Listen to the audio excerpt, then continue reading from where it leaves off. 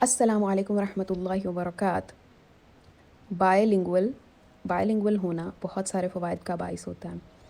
اس میں یوں ہوتا ہے کہ آپ کے تعلیم اور تعلم کی کوئی حد اور کوئی قید نہیں ہوتی، بلا حدود و بلا قیود آپ اپنا علم پہنچا سکتے ہیں، علم حاصل کر سکتے ہیں۔ اسپیشلی وہ لوگ کہ جو ایسی جگہوں پر پڑھاتے ہیں جہاں پر زیادہ تر انگریزی بولی جاتی ہے، یا ایسے لوگوں کو کہ جن کی بنیادی جو ہے وہ تعلیم انگریزی زبان میں ہوتی ہے۔ اس میں صرف یہ نہیں کہہ رہی کہ انگریزی زبان، جب تک آپ نے ایک زبان سیکھ لی ہے میرے خیال میں آپ کو ایک اور زبان کی طرف موو کرنا چاہیے۔ آپ چینی زبان سیکھ لیجئے، آپ جو ہے وہ آپ جاپانی زبان سیکھ لیں، آپ آج کل جو ہے وہ گریک سیکھ لیں، گریک آپ سیکھ لیں، یونانی سیکھ لیں، مطلب کوئی بھی آپ زبان وغیرہ وغیرہ زبانیں آپ سیکھ سکتے ہیں، اور اس سے آپ کا کینوس بہت وسیع ہو جاتا ہے، سوچنے سمجھنے کا زاویہ آپ کا بہت وسیع ہو جاتا ہے، اور اتنے زیادہ فوائد ہیں۔ زبان آپ کے ذہن کو تازہ رکھتی ہے، نئی زبان سیکھتے جائیں تو آپ کا ذہن ایک مشق میں رہتا ہے اور جلدی بوڑھا نہیں ہوتا۔ چلیں، تو اب یہ ہے کہ جب ہم نے اسلامک سائنسز پڑھانی ہوتی ہیں اور ہمیں سب سے مشکل یہ چیز پیش آتی ہے کہ ہم ایک ٹرمنالوجی، اسلام کی جو فقہی اصطلاحات ہیں اس کو بیان کرتے ہوئے کافی ٹائم لگا دیتے ہیں۔ So why not to learn the proper words for these فقہی اصطلاحات، تو ہماری جو اسلامک ٹرمنالوجیز ہیں وہ انگلش میں کس طرح کہی جاتی ہیں وہ سیکھا جائے۔ میں نے چونکہ کافی کچھ ورڈز یہاں پر جمع کیے ہیں، یہ کچھ ہیں، اس کے علاوہ پھر انشاءاللہ اور بھی ہم لوگ دیکھیں گے۔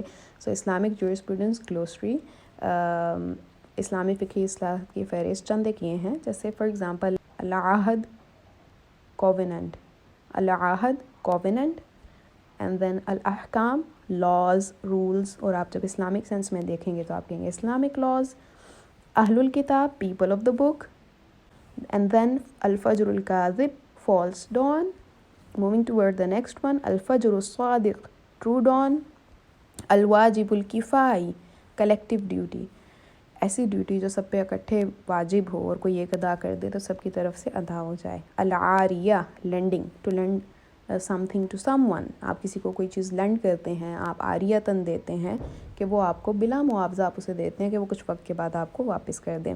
the next one is صلاۃ الآیات سائنس پریئر، یہ تب آپ پڑھتے ہیں ایسی چیز واقع ہو جاتی ہے کہ جو کہ عادت کے برعکس ہے، کوئی طوفان آ جانا، صلاۃ الکسوف، صلاۃ الخسوف بھی اسی زمرے میں آتی ہیں، ان کو صلاۃ الآیات کہتے ہیں۔ دین موونگ ٹورڈ آیت الکرسی which is 255th verse of Surah Al-Baqarah. It is called the throne verse. It is a very famous verse, we all know.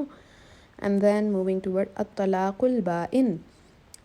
This is irrevocable divorce، یعنی جس کو ہم ایک لحاظ سے permanent divorce کہتے ہیں، جو واپس نہیں ہو سکتی، سو یہ ہے irrevocable divorce۔ And then بیت المال، a type of public wealth، a type of public wealth for Muslims۔ And then moving toward compromise، a sulh، a two-sided compromise۔ Moving toward the next one، conditional sale، بیع الشرط which is based on some kind of condition، جس کی بنیاد کسی شرط پر ہو ایسی بیع۔ And the last one we have is صلاۃ الجماعہ، congregational prayer۔